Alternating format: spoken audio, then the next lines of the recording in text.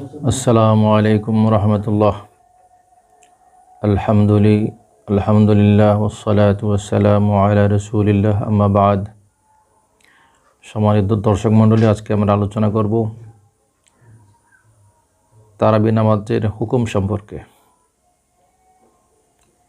সম্মানিত ভিউয়ার্স, ইসলামী আইনশাস্ত্রের সমস্ত কিতাবেই বলা আছে তারাবি নামাজ সুন্নতে মুআক্কাদা।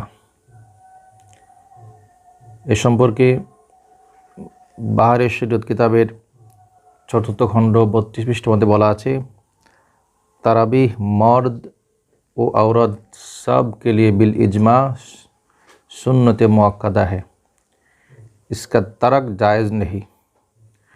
দুরুল মুখতারের রেফারেন্সে তিনি বলেছেন, সাদরুশ শরিয়া আল্লামা মুফতি আমজাদ আলী সাহেব বলেছেন যে তারাবির নামাজ পুরুষ এবং মহিলা সবার জন্যই সুন্নতে মুআক্কাদা। এটা বর্জন করা জায়েজ নেই বা গুনাহের কাজ হবে। ঠিক সেভাবে ফাতোয়া রহিমিয়া কিতাবের 6ষ্ঠ খণ্ড 248 পৃষ্ঠায় বলেছেন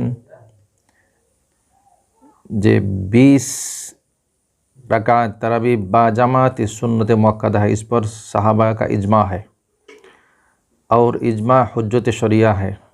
অর্থাৎ তিনি বলছেন সাবালক মুসলিম নর নারীর জন্যই রমজান মাসে তারাবির নামাজ 20 রাকাত পড়া সুন্নতে মুআক্কাদা। এই বিষয়ে সমস্ত সাহাবায়ে কেরামের ইজমা সংগঠিত হয়েছে। আর ইজমা হচ্ছে ইসলামী শরীয়তের দলিল চতুষ্টয়ের অন্যতম একটি।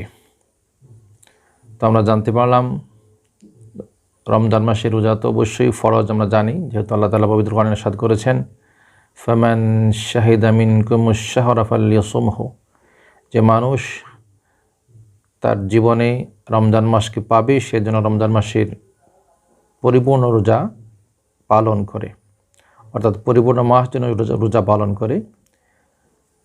তো